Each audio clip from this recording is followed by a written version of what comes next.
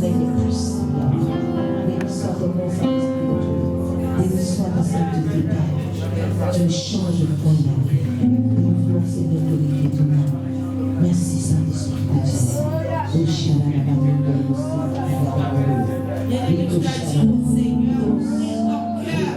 Préparez ton cœur à sa parole. Que sa parole vienne te guérir. Ouvrir ton intelligence, te libérer. Déliance. Au-dessus de tout. Chantons Yahweh.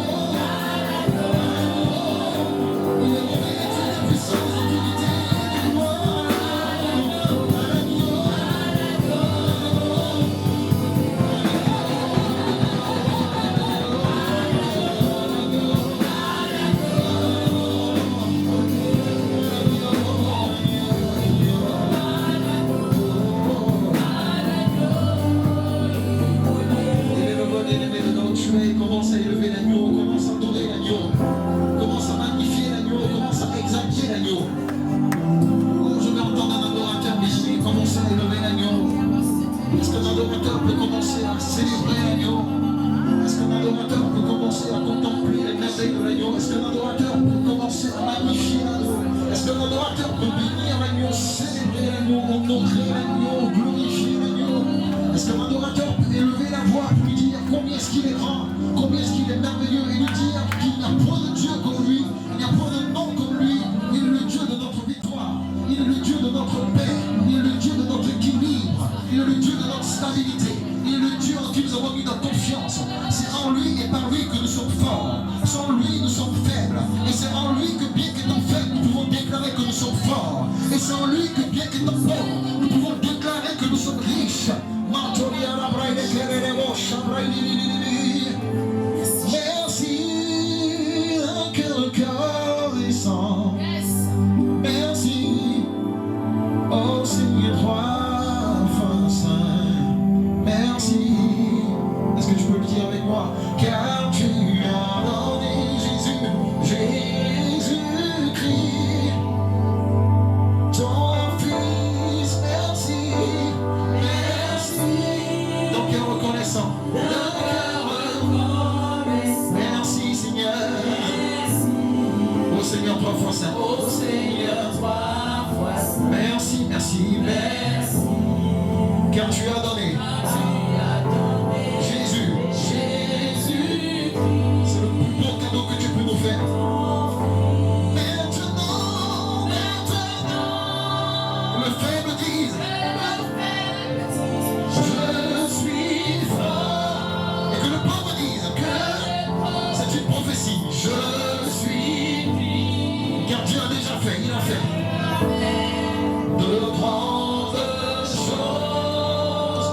Est-ce que tu peux déclarer maintenant que le faible dise,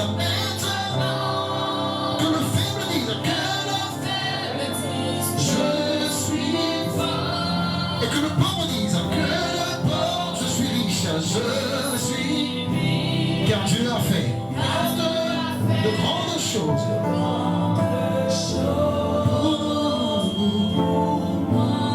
Merci. Commence à déclarer sur ta vie, dis je ne suis pas faible, je suis fort. Dis je ne suis pas pauvre, je suis riche. Commence à déclarer le contraire, bien aimé, le contraire de ce que tu vois. Déclare, je ne suis pas malade, je suis guéri. Commence à le déclarer parce que Dieu a déjà fait, comme ce chant le dit. Déclare-le, bien aimé, déclare-le sur ta vie. Commence à déclarer le contraire de ce que tu vis aujourd'hui, le contraire de ce que tu expérimentes aujourd'hui. Connecte-toi à cette atmosphère prophétique et déclare. Déclare au nom de Jésus, je suis fort. Je suis fort, je suis fort, je suis fort. Je suis fort, je suis fort, je suis fort. Je suis fort, je suis fort, je suis fort. Je suis fort, je suis fort au nom de Jésus. La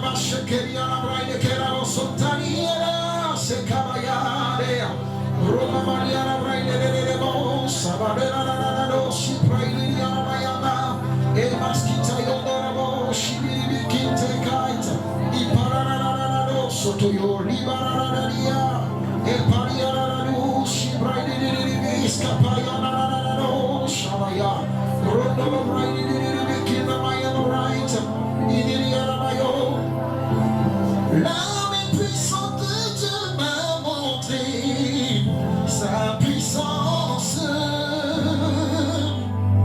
La main puissante de Dieu m'a fait triompher.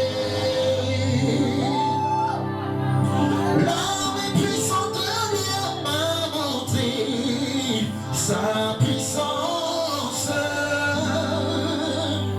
La main puissante de Dieu m'a fait triompher. Et je veux dire ceci, je ne mourrai pas, mais je vivrai pour témoigner les œuvres du Seigneur. Est-ce que tu peux déclarer, je ne mourrai pas? Moi je ne mourrai pas, mais je vivrai. Mais je vivrai pour témoigner les merveilles, du nom encore sur ta vie, je ne mourrai pas. Bon, je ne mourrai point, mais je vivrai. Mais je vivrai pour célébrer les œuvres du Seigneur. Déclare-le encore sur ta vie, je ne mourrai point, je ne mourrai, mais je vivrai, pour contempler, les merveilles de Jésus, les merveilles de... Oh, je veux dire à quelqu'un que tu ne mourras mourras pas, bien-aimé. Tu ne mourras pas avant ton temps. Tu ne mourras pas sans avoir accompli ce que Dieu a décrit, défini pour toi. Tu ne mourras pas sans avoir réalisé, bien-aimé, ce que Dieu a prévu pour toi. Tu ne mourras pas, bien-aimé, dans la honte. Tu ne finiras pas ta vie, bien-aimé, dans la honte. Tu ne finiras pas, bien-aimé, une vie inachevée, mais tu accompliras parfaitement et pleinement ta vie, bien-aimé. Tu finiras ta vie et tu auras une vie remplie, une vie pleinement remplie. Et tu pourras partir en disant, je suis rassasié de joie. Et c'est toi-même qui supplieras l'Éternel en lui disant, Père, enlève-moi, parce que je suis rassasié de bonheur, je suis rassasié de jour. Cela est ton partage, et cela s'attache à ta vie au nom de Jésus-Christ de Nazareth. Est-ce qu'on peut acclamer le Seigneur Jésus? Est-ce qu'on peut acclamer l'Éternel des armées? Oh, Jésus est bon, Jésus est merveilleux. Il n'y a pas de Dieu comme lui. Nous pouvons nous asseoir dans sa glorieuse présence. Nous allons rapidement partager la pensée du Seigneur. Je veux avant toute chose bénir Dieu pour la grâce qu'il nous accorde d'être là en ce lieu. C'est lui qui nous donne la force en dépit de quelques contraintes, de pouvoir le servir et être là en ce jour. C'est la grâce de Dieu qui nous donne d'être là et je veux vraiment le bénir pour cela. Je veux honorer également donc, le groupe pastoral, donc la tête de ce ministère. Est-ce qu'on peut acclamer Dieu pour leur vie?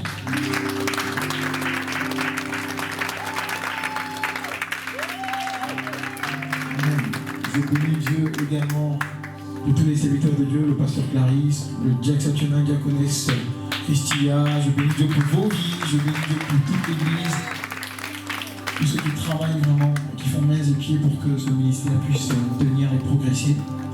Je bénis Dieu aussi pour la vie de mon épouse et pour mes enfants, la famille, la belle famille que Dieu m'a donnée. Je serai toujours reconnaissant envers l'Éternel vraiment pour cela et pour ce qu'il fait. Alléluia. Qui est content d'être dans la présence de Dieu? Qui est dans la joie? Qui est vraiment dans la joie d'être dans la présence de Dieu? Pendant ce week-end, j'ai eu quelques petits challenges, on va dire. C'était pas grave, mais l'ennemi a voulu m'empêcher de prêcher aujourd'hui, de servir Dieu. Mais comme je disais à mon prêcher, on est des soldats. Et rien ne peut nous arrêter. Rien ne peut nous arrêter. Alors sans plus tarder, nous allons prendre nos Bibles dans le livre d'Apocalypse chapitre 13. Apocalypse chapitre 13 et Ésaïe chapitre 27. Nous allons très rapidement partager la pensée du Seigneur qui, je le crois, nous fera tous du bien.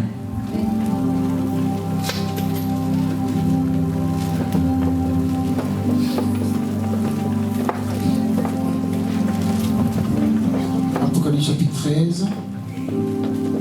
Si quelqu'un est à la page, il peut le lire pour nous, si possible. À partir du verset 1. Amen. Puis je vis monter de la mer une bête qui avait 7 têtes et 10 cornes. Et sur ses cornes 10 diadèmes, et sur ses têtes des noms blasphématoires. La bête que je vis ressemblait à un léopard. Ses pattes étaient comme celles d'un ours et sa gueule comme une gueule de lion.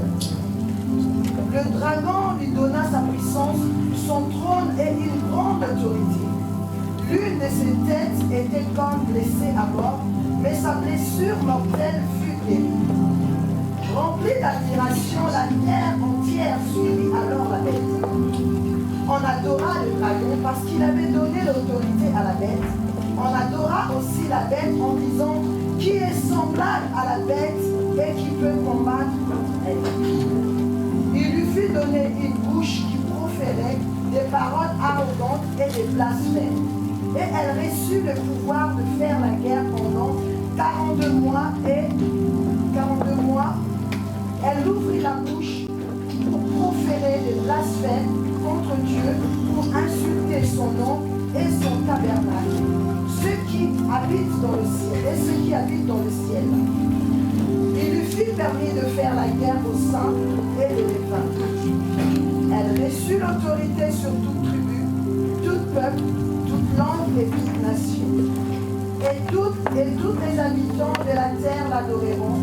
Tous ceux dont le nom n'a pas été inscrit dans le livre de vie de l'agneau, offert en sacrifice, et ce, dès la création du monde. Je continue. Si quelqu'un a des oreilles qui écoutent, si quelqu'un fait des prisonniers, il sera emmené prisonnier. Si quelqu'un tue par l'épée, il doit être tué par l'épée. C'est ici que sont nécessaires la persévérance et la foi des saints. Amen. On continue encore. Ensuite, je vis monter de la terre une autre bête. Elle avait 2 cornes semblables à celles d'un agneau, mais elle parlait comme un dragon.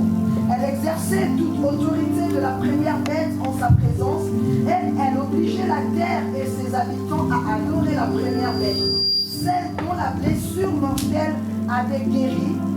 Elle accomplissait les grands signes miraculeux jusqu'à faire descendre le feu du ciel sur la terre à la vue des hommes. Quelqu'un dit waouh. Elle égarait les habitants de la terre par les signes qui lui étaient donnés à accomplir en présence de la bête. Elle leur disait de faire une image de la bête qui avait été blessée par l'épée et qui avait survécu. Elle reçut le pouvoir d'animer l'image de la bête afin que cette image puisse parler et faire tuer tous qui ne l'adoraient pas. Elle fit en sorte qu'on impose à tous les hommes, petits et grands, riches et pauvres, libres et esclaves, une marque sur leur main droite ou sur leur front. Ainsi, personne ne pouvait acheter ni vendre sans avoir la marque, c'est-à-dire le nom de la bête ou le nombre de son. Il faut ici de la sagesse. Et celui qui a de l'intelligence déchiffre le nombre de la bête, car c'est un nombre d'hommes. Son nombre est 666. Amen. Et nous allons lire maintenant, merci pasteur, Isaïe chapitre 27. Je lis rapidement. Isaïe 27, verset 1, il dit « En ce jour, l'Éternel frappera de sa dure, grande et forte épée, le Léviathan, serpent fuyard, le Léviathan, serpent tortueux. Et il tuera le monstre qui est dans la mer. » Tout le monde dit avec moi, le monstre qui est dans la mer. Tout le monde s'asseoir dans la glorieuse présence de l'Éternel. Je vois l'Éternel frapper et tuer tous les ennemis de ta destinée. Je vois l'Éternel sortir son épée et donner une correction comme il se doit à tous les ennemis de ton progrès et de ta destinée. Alors aujourd'hui, bien aimés, nous allons parler d'un thème toujours dans la continuité de ce qui a été abordé donc, depuis le début du mois. Donc la semaine nous a parlé vraiment des réalités spirituelles, du monde spirituel, donc des secrets liés justement aux liens et à toutes ces réalités-là qui nous empêchent d'avancer, qui nous empêchent vraiment de manifester notre destinée, qui nous condamnent, qui nous retiennent en captivité. Elle a abordé la question relative à la sorcellerie. Et le dimanche dernier, la semaine Clarisse, justement, lui emboîtait le pas en parlant encore justement de tout ce qui est infiltration en rapport avec la sorcellerie. Et aujourd'hui, par la grâce de Dieu, nous voulons continuer donc, dans cette même veine en parlant, bien aimé, d'un esprit que nous connaissons qui est l'esprit des eaux. Quelqu'un disait avec moi l'esprit des eaux. On dit l'esprit des eaux, mais en réalité, il n'y a pas un seul esprit en fait dans les eaux, il y a plusieurs esprits. Et le temps qu'on a ne sera pas suffisant pour qu'on parle de toutes ces réalités, mais par la grâce de Dieu, on va essayer autant que faire se peut d'apporter des éléments de dimanche, d'apporter quelques éléments pour que nous puissions vraiment comprendre le fonctionnement de ces esprits-là. Alors, bien aimé, c'est une chose qu'il faut comprendre et savoir, c'est que la porte ou les voies d'accès préférées de l'ennemi dans la vie des enfants de Dieu que nous sommes, même dans la vie de quiconque vit sur cette terre, c'est la chair et le péché. Ce sont vraiment, bien aimés, les accès favoris en fait, de l'ennemi, c'est-à-dire les éléments en fait, par lesquels l'ennemi aime passer. Lorsque l'ennemi veut toucher la vie d'une personne, lorsque l'ennemi veut atteindre la destinée d'une personne, ce qu'il va chercher à faire, c'est d'installer un petit péché ou l'emmener lui-même à donner plus d'importance à sa chair qu'à l'esprit ou à ouvrir une porte par le péché. Donc sa voie d'accès favori, c'est le péché. L'ennemi ne se lève pas, comme je dis souvent, pour prendre une lance roquette pour dire allez je viens comme ça de manière délibérée pour attaquer un enfant de Dieu. Non. il va préalablement s'assurer que l'enfant de Dieu en question ouvre une porte par la prédominance qu'il donne à la chair et par un péché dans lequel il pourrait éventuellement se retrouver.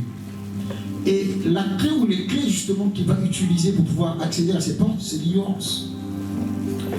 Et parfois quand on regarde aujourd'hui à l'église et la vie des enfants de Dieu, on a l'impression que l'ennemi en fait est beaucoup plus conscient, ou on sait beaucoup plus que nous-mêmes enfants de Dieu sur le péché. C'est-à-dire qu'il a beaucoup plus conscience du poids et de l'impact du péché que nous-mêmes chrétiens. Quand on regarde aujourd'hui à la manière dont le chrétien vit sa vie, quand on regarde aujourd'hui à cette légèreté dont fait preuve l'Église, on a l'impression qu'on ne sait pas en fait ce que c'est que la discipline, ce que c'est que le péché, ce que c'est que l'œuvre de la chair, et quels sont leurs impacts et leurs répercussions sur la vie des enfants de Dieu que nous sommes. Mais l'ennemi, lui, le sait. Et il en jouit parfaitement, il en jouit pleinement et totalement. L'ennemi est conscient, bien-aimé, de ce que peut engendrer le péché dans la vie d'un enfant de Dieu. Jésus dit dans sa parole en Romains que le salaire du péché, c'est la mort. Le péché n'a aucun autre salaire que la mort. Et ça, l'ennemi le sait. Et c'est pour ça qu'aujourd'hui, bien aimés, nous allons parler de l'esprit des eaux, qui en réalité, cet esprit majeur là, que l'ennemi va utiliser justement pour pousser les hommes à pécher et à donner de la prédominance à la chair. Suivez bien aimé mon raisonnement. Nous avons dit que le péché et la chair sont des voies d'accès favoris de l'ennemi. Donc pour y arriver, il va utiliser cet esprit-là qui est l'esprit des eaux. Nous allons voir les caractéristiques de cet esprit pour pouvoir justement pousser les hommes excessivement au péché. Vous savez bien aimé que la terre est formée à peu près de 70% d'eau. Et le corps humain également. Sachant même que le corps du bébé, en réalité, a à peu près 90% à peu près d'eau. Donc l'eau est un élément, bien aimé, qui fait partie intégrante de la vie de l'homme, et l'ennemi le sait. Et c'est pour ça qu'il travaille avec l'eau. Donc quand on parle d'esprit des eaux, quelqu'un me dira, oui, mais serviteur, on ne voit pas dans la parole de Dieu où est-ce que c'est écrit esprit des eaux, on ne voit pas où est-ce que Jésus a chassé, parce que souvent on aime bien le dire, on ne voit pas où est-ce que dans la Bible, Jésus a chassé l'esprit des eaux de quelqu'un. Nous avons lu la parole de Dieu tout à l'heure, bien aimé, Apocalypse 13 et Isaïe 27. La Bible nous parle du dragon de la mer, que Dieu a fait sortir et que Dieu a terrassé. Apocalypse 13 également nous parle de cet esprit-là qui était dans l'eau, donc de la bête qui est sortie de l'eau, et qui est venu en fait en quelque chose pour imposer le règne ou l'hégémonie de l'ennemi. Et qui après va travailler en collaboration avec une deuxième bête pour que les hommes soient soumis à son autorité, à sa puissance. Tout ça dans le but de préparer la fin des temps, la marque de la bête qui est le 666. Donc, dans les eaux bien-aimées, il y a des esprits. Les eaux bien-aimées abritent des réalités spirituelles bien-aimées que nous ignorons. Et si nous les ignorons, bien-aimés, nous vivons une vie bien-aimée qui justement est sous l'influence de ces esprits-là. Et dans le développement du message, bien-aimés, nous allons voir que soit nous sommes influencés, soit nous baignons même en fait totalement dans le fonctionnement de ces esprits-là. L'ennemi aime l'eau. Il aime l'eau. C'est pour ça que dans certains villages, on va parler d'adoration d'eau. Pour ceux qui sont à Caen, par exemple, à Nîmes-les-Baoulés, il y a beaucoup d'eau. Et on va parler, par exemple, on parle de Tanoé, on parle de ces eaux-là. Et en fait, ce sont des eaux que les gens adorent, mais qui en réalité abritent des entités. Et pendant que j'étais en train justement de réfléchir à ce message, ce matin, très tôt ce matin, le Seigneur m'a fait comprendre que l'eau, pour aller plus loin, est même un point de stockage de l'ennemi. C'est-à-dire que l'eau est l'endroit dans lequel l'ennemi va stocker toutes les grâces et les bénédictions qu'il vole. Voilà pourquoi en général, lorsque vous allez voir par exemple un marabout ou un féticheur, ce qu'il va faire, c'est qu'il va en fait aller consulter un certain génie qu'il appelle génie de l'eau, pour ensuite procéder à une transaction. Donc comme si là-bas il y avait un stock dans lequel des grâces, des faveurs, des bénédictions, des étoiles sont cachées, et c'est là-bas qu'il va justement puiser les éléments qu'il faut pour procéder à ces transferts. L'eau n'est pas une chose simple. Quiconque comprend le mystère, ce n'est pas l'objet de mon message, mais quiconque comprend le mystère qui est caché dans l'eau, comprendra que c'est un élément avec lequel il ne faut pas jouer. Dieu n'est pas insensé pour permettre que ton corps ait 70% d'eau. 70%.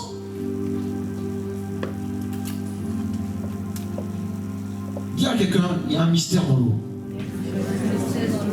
Il n'a pas bien entendu, mais Dieu dit, il y a un mystère dans l'eau. Et ce qu'il faut comprendre, bien aimé, c'est que cet esprit, ou ces esprits qui sont dans l'eau, comme on l'a vu dans Apocalypse 13, vont travailler avec d'autres esprits qui sont sur la terre. Donc ils vont travailler en collaboration avec d'autres esprits qui sont sur la terre. La Bible déclare que la première bête va travailler avec une deuxième bête, donc qui est venue plus tard, qui elle en fait va donner la gloire à cette première bête et va permettre que les hommes adorent la première bête. Et dans le déroulement de ce message, on verra, bien aimé, qui est en train d'adorer Dieu et qui est en train d'adorer la bête. Parce que c'est tellement subtil, je vous assure, bien aimé. Les esprits des eaux sont des esprits de destruction, dont le but ultime, bien aimé, est de mener les hommes à la perdition. Les esprits des eaux, bien aimé, sont des esprits de séduction, qui usent, bien aimé, de toutes les possibilités, bien aimé, qui puissent exister, même les plus subtiles, pour pouvoir conduire les hommes, bien aimés, à la séduction. Jusqu'au point d'amener les enfants de Dieu à penser être en train de servir Dieu, à penser être en train de prêcher l'évangile, à penser être en train de marcher avec Dieu, à penser être ancrés dans les valeurs divines, alors qu'en réalité, ils sont en train de subir le de la séduction. La séduction est présente aujourd'hui dans l'église, elle est présente ici, bien aimé, dans les temps de la fin, dans toutes ces églises, la séduction est là, elle est là, la séduction. Et il est important pour nous, en tant qu'enfants de Dieu, d'avoir les yeux ouverts pour combattre efficacement cet esprit.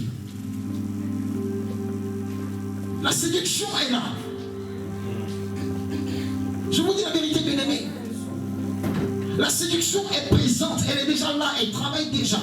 C'est-à-dire qu'aujourd'hui, l'ennemi n'a même plus besoin de se battre. Parce que la séduction, elle est là, elle fait partie intégrante du fonctionnement de l'église. Ce n'est pas en vain que le Seigneur dit qu'il craint à la fin des temps de trouver encore la foi sur la terre. Elle avait dit qu'elle va faire en sorte que tous les hommes adore la bête. Et comment est-ce qu'il va faire? Est-ce que si c'est un élément qui était évident, bien aimé, tous les hommes iraient vers là-bas? Est-ce que si l'adoration de la bête est une chose qui est évidente, c'est-à-dire la bête vient avec deux corps pour dire moi je suis Satan, je suis l'ennemi, adorez-moi, je suis fort, je suis puissant. Vous pensez vraiment qu'un chrétien va tomber dans ce piège? Un chrétien éveillé? Non. Il y aura une subtilité, et il y a une subtilité dans son action.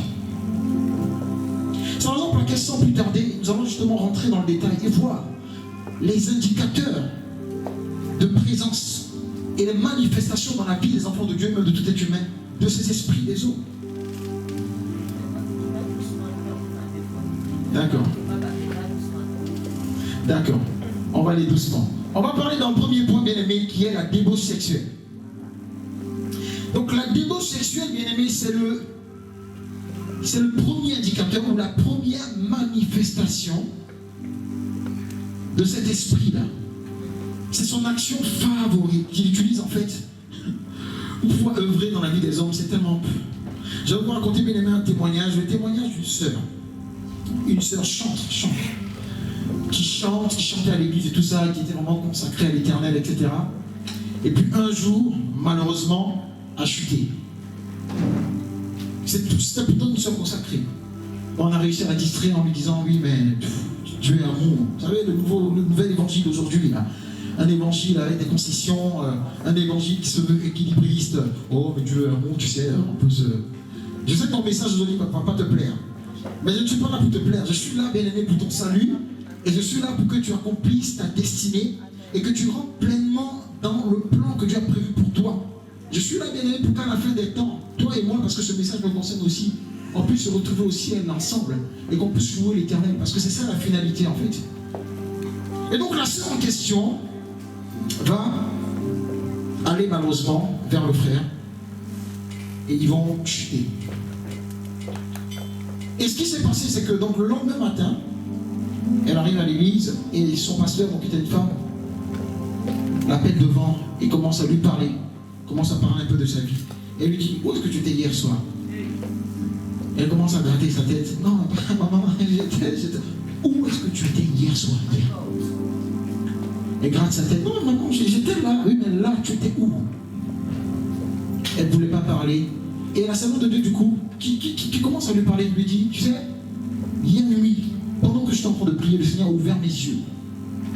Et je t'ai vu avec un homme. Mais vous n'étiez pas que deux. Il y avait une troisième personne qui était là. C'est-à-dire qu'il y avait une entité, en fait, comme un esprit, un démon qui était là. Et la servante de Dieu lui a dit que pendant Tu étais dans tes ébats. Je voyais l'homme en question se réjouir. Comme quelqu'un, en fait, c'est-à-dire à qui on a ouvert la porte d'un trésor et qui est tellement content, qui a les yeux ouverts et qui a un grand sac et qui se sert parce qu'il sait que le temps est compté. Il dit l'homme était tellement heureux, il était en train de se servir dans ta vie. Et elle dit que pendant que tu t'entends dans tes ébats et tout, je voyais l'esprit en question prendre des choses en toi, prendre des choses en toi, prendre en toi. Et la sœur qui dit, ah maman, c'est vrai. Parce que ce matin, quand je me suis réveillé, je me suis senti vide.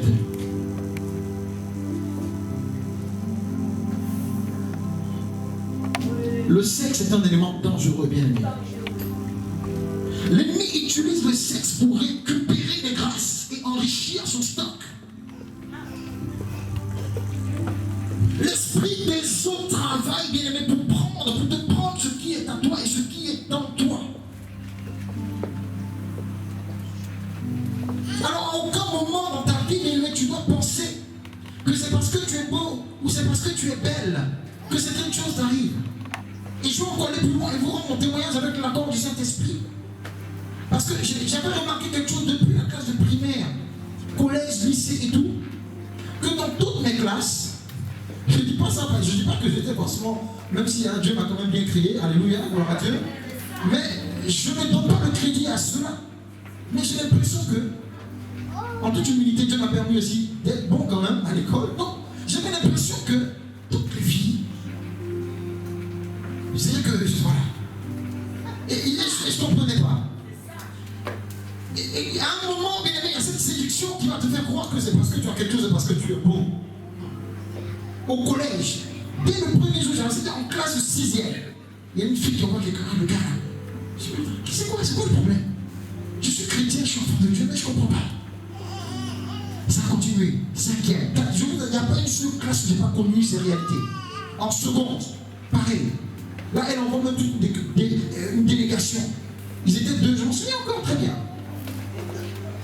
Ce gars-là, est-ce que tu peux le brancher, tout ça? Et ça a continué. Mais je rends grâce à Dieu, parce que très tôt, il a ouvert mon esprit, il m'a permis de comprendre justement les réalités dont on est en train de parler. Et par sa grâce, il m'a permis d'éviter beaucoup de pièges. Beaucoup de pièges. Et quand je regarde aujourd'hui à la vie de ces sœurs ou ces personnes-là, qui sont encore là d'ailleurs, et que je regarde à ce qu'elles deviennent ou à ce qu'elles font, en fait je comprends que l'ennemi en fait est en train de les utiliser depuis, en classe, je me fais une conférence, en classe de CM2, bon, ne rigolez pas, mais c'est-à-dire que, il y en a une même qui a failli me forcer, vous comprenez ce que je veux dire? En classe de CM2.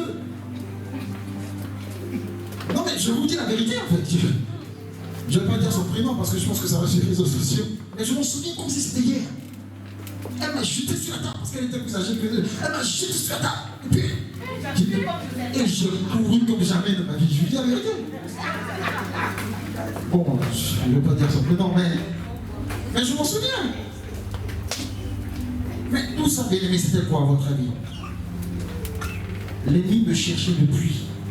En fait, il cherchait à récupérer dès le bas âge, dès cette période-là, le dépôt de Dieu en moi pour limiter la force de mon impact. Ce que je suis en train de dire, bien-aimé, est très sérieux. Alors aujourd'hui, tu es peut-être une jeune fille que les jeunes courtisent. Tu dis, moi je ne suis pas contre le fait que tu sois belle, je ne suis pas contre le fait que tu t'entretiens.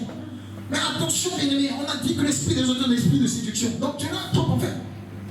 C'est-à-dire que tout le temps dans l'église, tu es là. Un, deux, trois, mais comme tout le monde, tu as le droit d'être belle, mais fais attention. Tu as le droit d'être coquette, mais fais attention. Veille à ce que ta beauté ne soit pas un instrument qu'elle met de l'ennemi, bien-aimé, pour séduire et détruire notre vie. Veille à ce que ta beauté, finalement, ne soit pas un instrument que l'ennemi utilise pour impacter ton destinée et les détruire. Tu as le droit de mettre des faux si tu veux, tu as le droit de mettre des choses. Mais quel est le mobile qui est caché derrière ce que tu fais? Est-ce qu'il y a un mobile de séduction? Quel est le mobile qui est caché derrière ce que tu fais, derrière cet entretien? Est-ce que tu le fais juste parce que tu veux glorifier Dieu comme le psalmiste a dit? Je te loue, Seigneur, parce que je suis une créature merveilleuse. Oh Dieu, reçois ma gloire pour ce que je suis. Ou est-ce que tu le fais parce que tu dis aujourd'hui quand je vais sortir, il faut qu'on me voie? À l'église, là, elles vont le sentir aujourd'hui. Quel est le mobile caché derrière cela? J'ai déjà dit d'entrée de jeu que mon message va pas plaire. Quel est le mobile qui est caché? Mais non, mais il faudrait que ce message te parle et qu'il me parle aussi.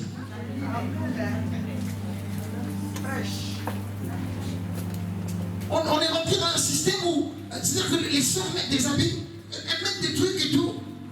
L'Esprit de Dieu te dit, remonte un peu le budget. Et une autre fois qu'il te dit, non, mais pas au village quand même. Baisse un petit peu. Il faut mettre en valeur quand même ce que tu as.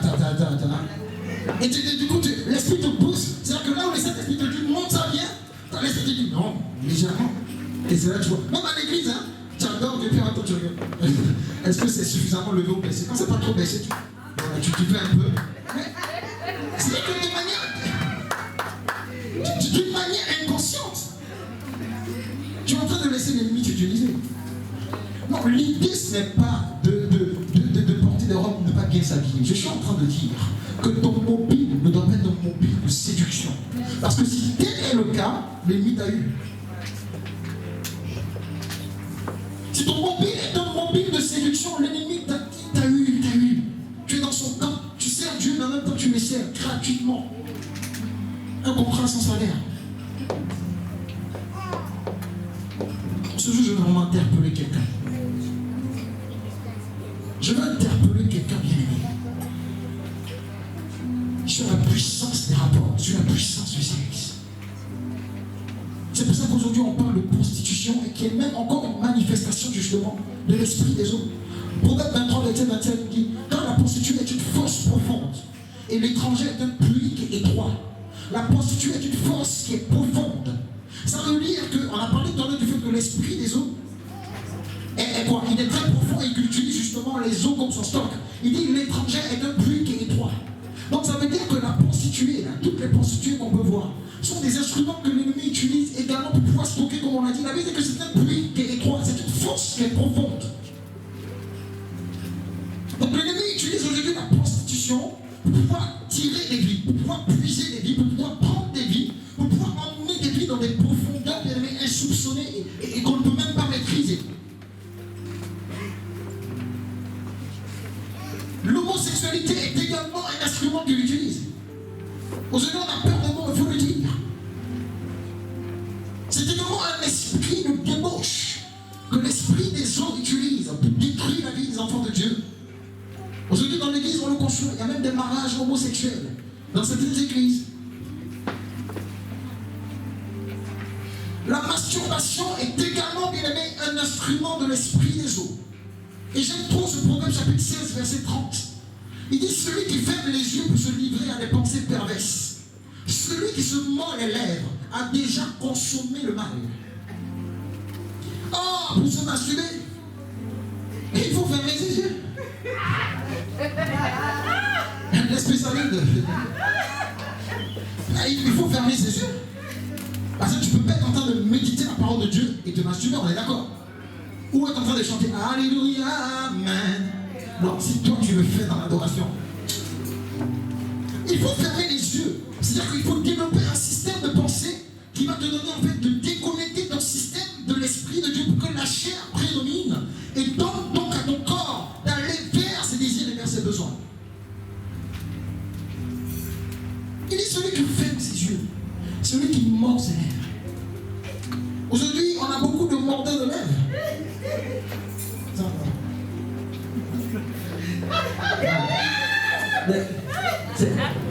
Mais en fait, on ne savait pas que c'est l'œuvre de la séduction. En fait, de façon inconsciente, c'est pour ça que j'ai dit dans le message que chacun de nous ici va s'asseoir à la fin de ce message et va se poser des vraies questions. De qui suis-je le serviteur? Sous-moi les lèvres, tranquille. Restaurant, moi les lèvres. En salle de classe. Voilà, c'est tranquille. Qu'est-ce qui est caché derrière? Il n'y a pas d'abcès, il n'y a pas de truc. Qu'est-ce qui est caché derrière cela? Pour toi, c'est un nom, c'est un tic. Mais est-ce que tu sais que ce tic-là est un instrument qui est en train d'appeler? Quand tu le fais, tu es en train d'appeler, tu appelles. continuer les réveils. Mais que Dieu nous délivre en ce jour. Après le sexe, bien aimé, l'ennemi va utiliser la distraction et l'assoupissement spirituel. 2 Samuel chapitre 11. Cette histoire m'a beaucoup enseigné, c'est l'histoire de David. La Bible déclare que un jour, David va se lever, 2 Samuel chapitre 11, et il va marcher sur le toit du palais royal. Pendant que les autres sont partis en guerre, David va décider de rester à Jérusalem. Et la Bible déclare qu'il reste sur le toit de son palais, il se balade. David fait une balade nocturne. Quelqu'un dit quelle balade?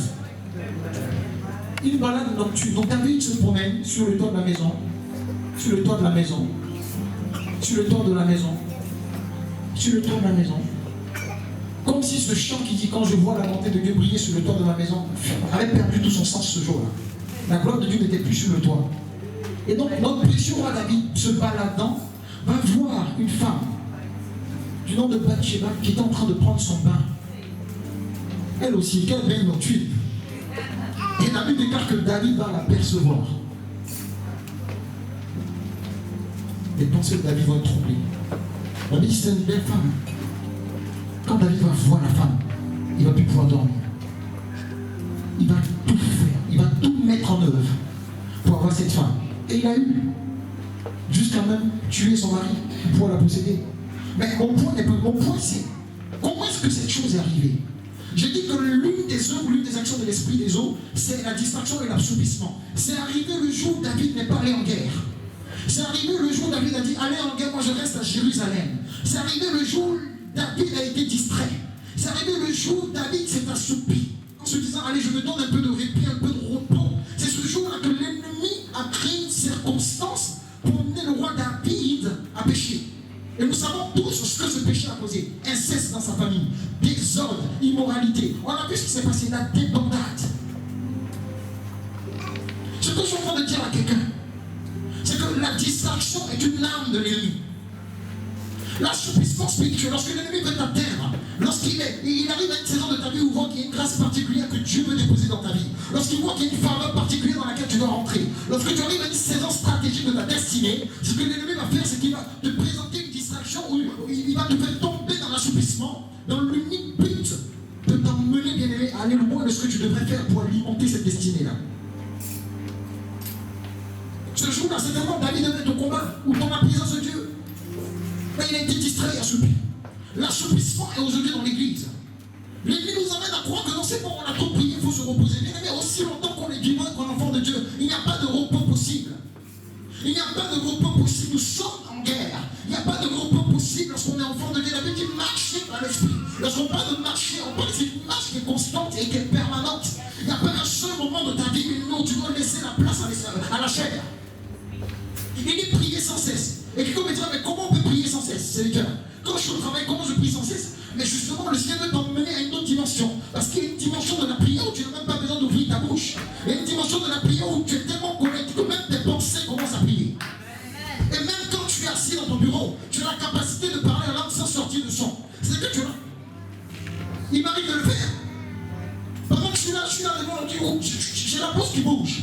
On peut ne pas comprendre, on peut ne pas savoir. Mais je suis en train de parler en langue. Je suis en train de saturer l'atmosphère. Je suis en train d'imposer quelque chose. Je suis en train de repousser les forces des ténèbres. Je suis en train d'imposer le règne de Dieu. Je suis en train d'établir un trône divin, un autel divin dans ce lieu. Priez sans cesse. Pourquoi? Parce que l'assouplissement n'est pas loin.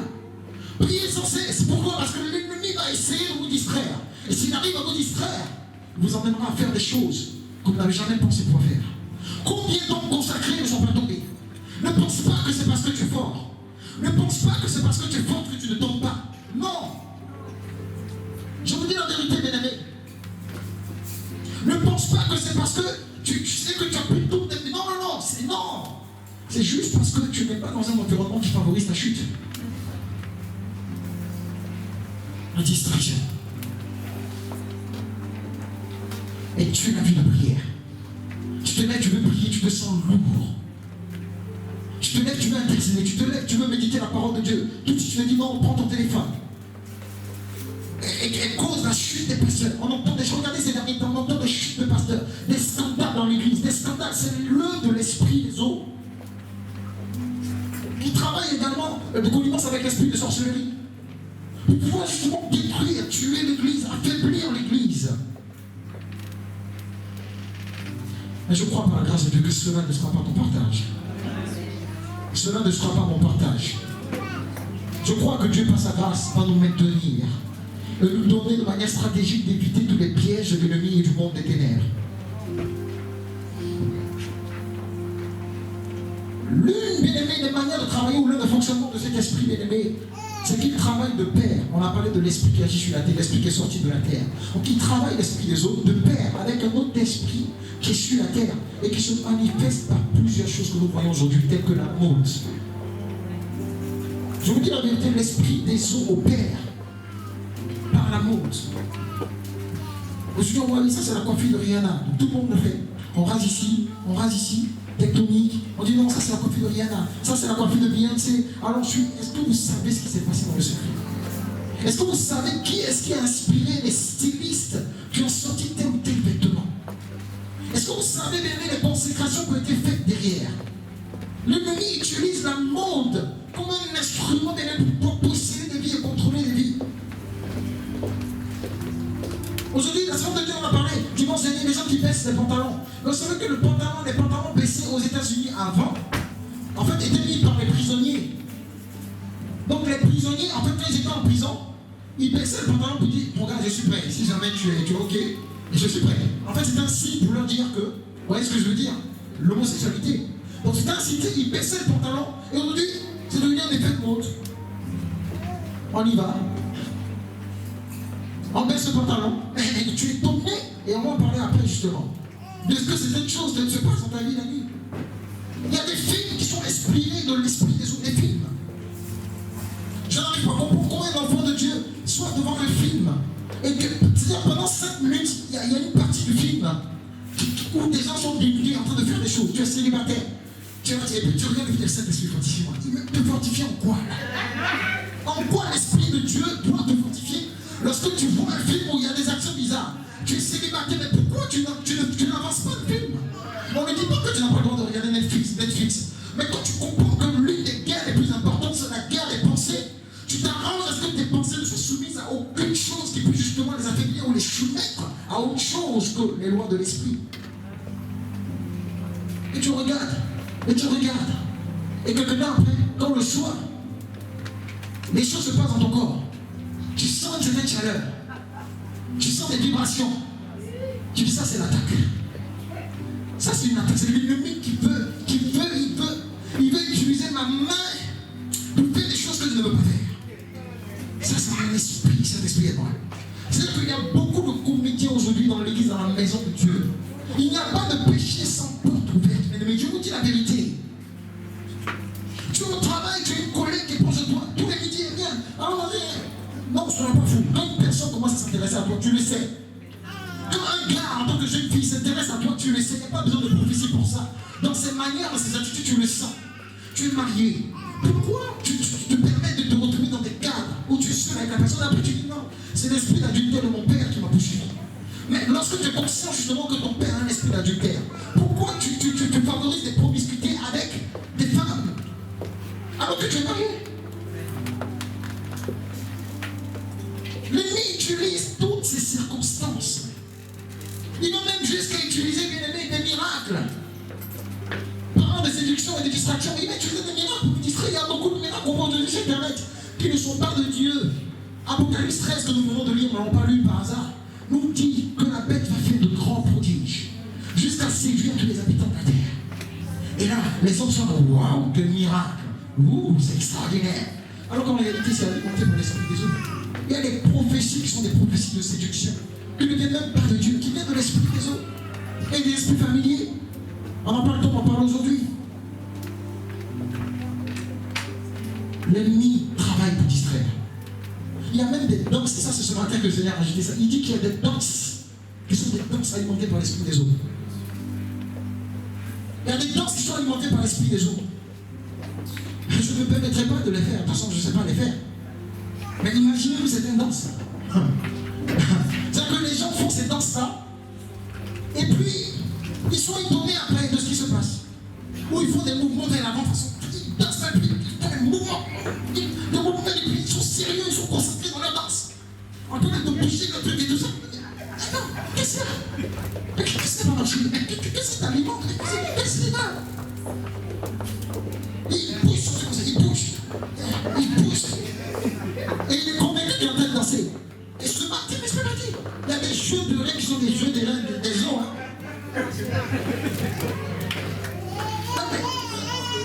Écoutez, j'aime la musique. Je pense que vous avez pu voir ici que je danse aussi. Mais disons la vérité, certains artisans, je ne vais pas dire mais non. Quand vous les voyez à la télé, en train de faire certains jeux de reins, mes parents congolais, l'un de mes parents congolais, bon, je ne voulais pas dire son nom, tu l'as dit, mais quand vous le voyez faire ces jeux de reins, vous ne voyez pas qu'il y a quelque chose. Non, mais disons la vérité.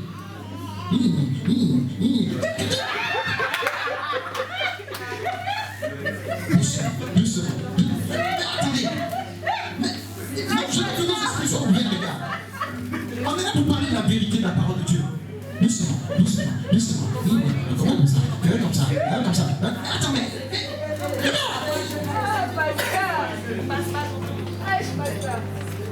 Bien-aimé, nos yeux doivent être ouverts.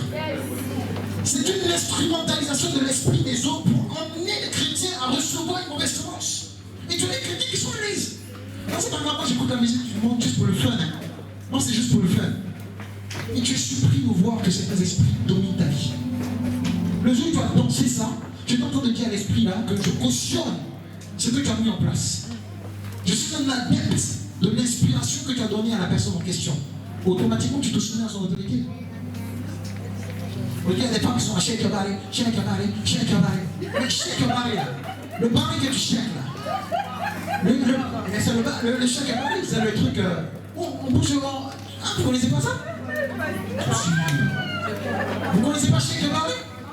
Non.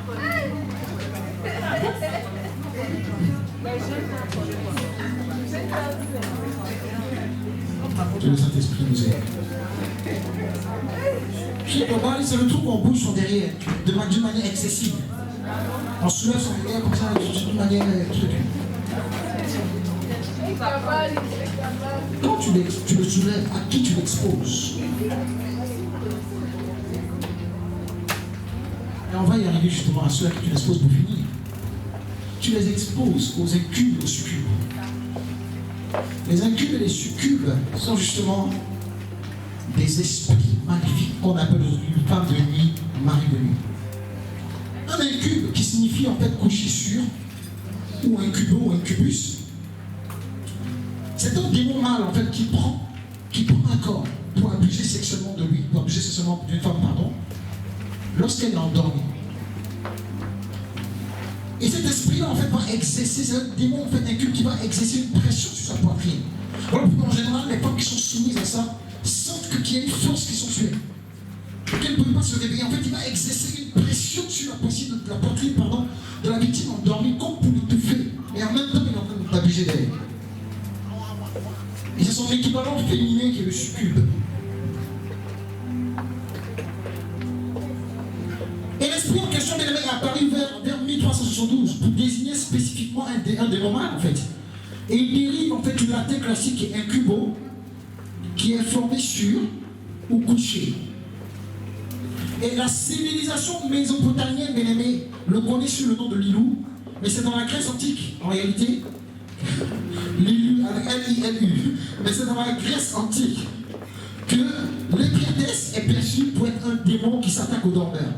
Et sachez, bien aimé, que les médecins grecs en font un maître indissociable du phénomène cauchemardesque. Donc ça veut dire que même les médecins ont cautionné que l'incube et le succube sont des acteurs majeurs du phénomène cauchemardesque. D'ailleurs, le mot cauchemar tirerait son origine du mot incube, médicalement parlant. Donc ça veut dire que les incubes et les succubes étaient en fait les éléments principaux de cauchemar des gens dans la Grèce antique. Quelqu'un disait avec moi incube, succube. Et ils avaient une particularité, c'est qu'ils avaient une verge, pour ne pas dire le terme, une verge qui était démesurée. Et restons disposés, s'il vous plaît. Donc ils avaient une verge qui était démesurée. Et un sperme, donc leur spermatozoïde était froid. Donc en gros, quand ils le faisaient, les femmes sentaient une fraîcheur. Donc en été, ça c'est un esprit qui travaillait vraiment à rafraîchir les vies. Pour aller plus loin, sachez même que des enfants sont nés de là. Martin Luther, qui est le maître, le père du protestantisme, il a raconté comment est-ce qu'il a rencontré un nouveau-né du nom de Changelin, pardon. Changelin, en fait, qui était en fait une incarnation justement de ces... En fait, ce sont des enfants qui ont des caractéristiques bizarres. Ils ont un appétit insatiable, ils gémissent, ils ont un aspect étrange, enfin, voilà. Et il y a plusieurs personnages célèbres, il y a plusieurs personnages de la mythologie, en fait, qui sont nés de là, qui sont nés en fait des écumes et des succubes. Et quand on lit la parole de Dieu, ce n'est pas l'objet du message, on n'aura pas le temps d'en parler, mais quand vous regardez Sodome et Gomorrhe, la Bible déclare que, en fait, il y a une fusion. C'est-à-dire que quand vous regardez en fait les Anakites, les Ekitou, tous ceux qui finissent par It, en fait, quand vous regardez, vous pouvez comprendre qu'il y a une fusion entre les anges ou les démons qui ont été déchus et les hommes. Et c'est de cette fusion que sont nés les géants. On n'a pas le temps pour le démontrer. Mais en allant plus loin, on va réaliser même qu'un cube en fait, est lié en fait, à la notion de géant. Donc lorsqu'il y a une fusion entre, la Bible déclare que quoi? Que les fils de Dieu sont venus s'accoupler avec les fils des hommes. Les fils de Dieu, c'est-à-dire que ceux qui sont dans la dimension céleste sont venus sur la terre s'accoupler des hommes. Et c'est cette fusion-là, qui a donné naissance à des géants. Donc les incubes, là, donnent aussi naissance. On continuera comme la seconde de Dieu le dit. On n'aura pas le temps de parler de tout ça. Mais ce sont des réalités qui existent, bien aimés. Ce sont des réalités spirituelles qui sont vraies, bien aimés, et avec lesquelles on ne doit pas s'habituer. Beaucoup de personnes sont à l'aise. Elles disent, moi, c'est toute la nuit qui vient, moi, c'est 2 fois par semaine qui vient. 3 fois, bien aimé, n'accepte pas sa réalité. Je t'en supplie, ne t'habitue pas à cela. Tu te réveilles en tant que ton bras est mouillé alors qu'il ne s'est rien passé et tu sais qu'il s'est passé quelque chose de élevé. Tu ne dois pas accepter cette situation. Tu ne dois pas cautionner cette réalité. Ça veut dire qu'il y a un succube qui est passé par là et qui a introduit quelque chose en toi dans ta destinée. On va s'arrêter là. On poursuivra une prochaine fois. On va revenir sur les incubes et les succubes. À cause du temps, on va revenir là-dessus. Il y a beaucoup de choses à dire là-dessus. Mais ce qu'il faut retenir, bien aimé, pour aujourd'hui déjà, c'est que l'esprit des eaux travaille. L'esprit des eaux opère. Voilà pourquoi tout ce que tu achètes comme perruque, comme fossile, même comme chaussure. Je me souviens quand j'étais ado, mon grand frère achetait une chaussure dans laquelle il y avait écrit 666. Et il s'en est rendu compte et il me l'a montré en plus. On a tous vu ici la chaussure dans laquelle il y avait le sang. Les gens ne se cachent plus, les gens ne se cachent plus, famille. Ce n'est plus le temps d'être distrait. Ce n'est plus le temps d'être distrait. Jeune fille, Dieu t'a rendu belle, gloire à Dieu pour ta beauté. Jeune homme, Dieu t'a rendu beau, gloire à Dieu pour ta beauté. Mais que ta beauté serve aux intérêts du royaume. Que ta beauté serve à servir l'Éternel. Que ta beauté, jeune fille, serve à honorer Jésus. Et pas être un instrument de séduction. Préserve ce que tu as. Le sexe a un pouvoir. Proverbe nous dit que tu peux donner ta vigueur à un autre. Mais utilise le sexe comme une force de transition. Arrête de te vider. Arrête de vider le potentiel de Dieu en toi. Arrête de vider les grâces de Dieu en toi. Arrête de vider la grandeur qui est en toi. Et tu arrives à 50 ans, tu as l'impression que tu ne peux plus rien faire. Parce que tout ce qui avait de bon en toi a été donné à l'extérieur. Arrête, je dis à quelqu'un, arrête de donner à l'ennemi les bonnes semences de Dieu en toi. Comment c'est bien de vous bénir, messieurs?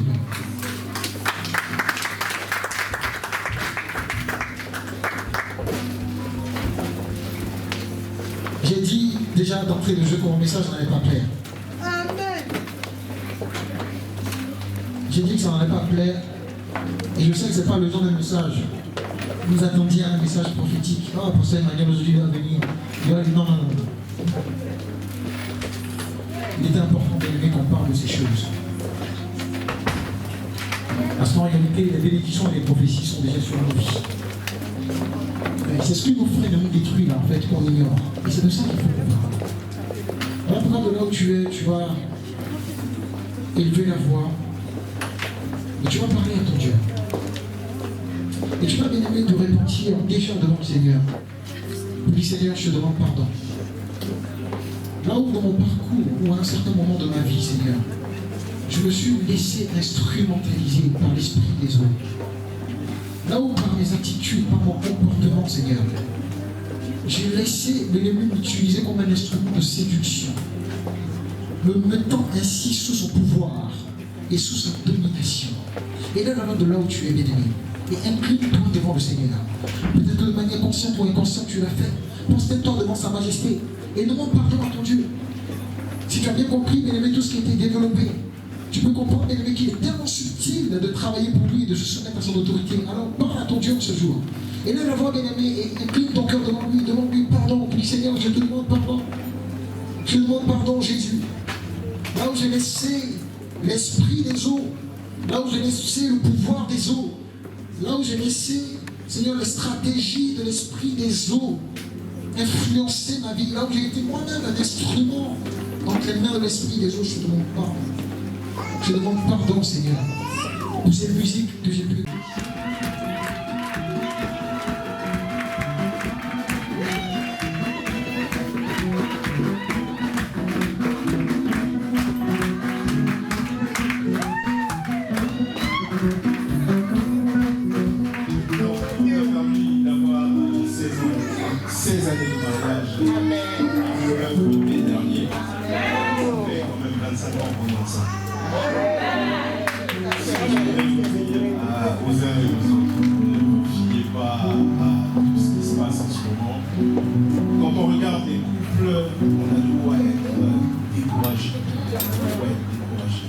Il y a une seule chose qui marche lorsque vous êtes sincère l'un envers l'autre.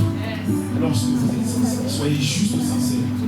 Et le reste, c'est Dieu qui va vous le dire.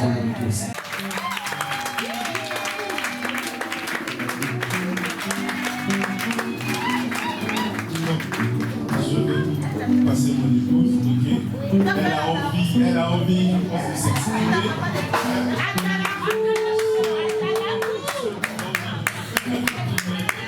Donc, je vous la passe,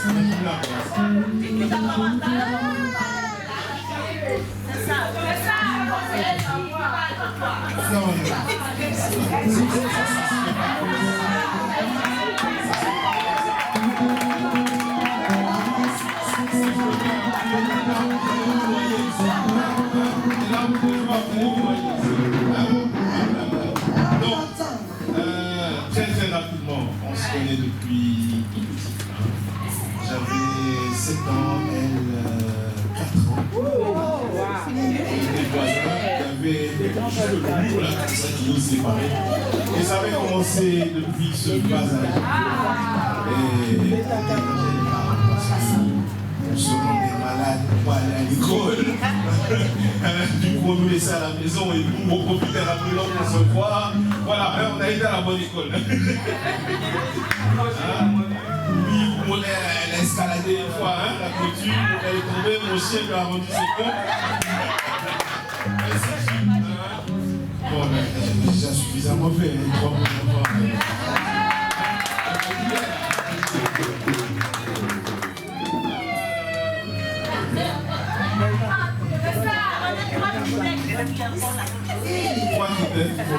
Voilà.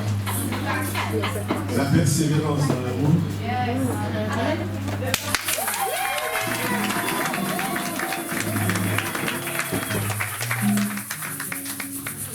L'aspect spirituel. Très important. Je n'accorde aucune importance à tout ce qui peut être beauté, qui sont les femmes. Mais je veux une femme qui soit vraiment en Christ, pour pouvoir dormir en paix. Le monde est truffé de choses que certains connaissent, harcèlement et d'autres pas. Si vous avez une femme qui est sincère à Christ, je vous assure, Dieu vous donnera tout ce qu'il faut pour pouvoir demeurer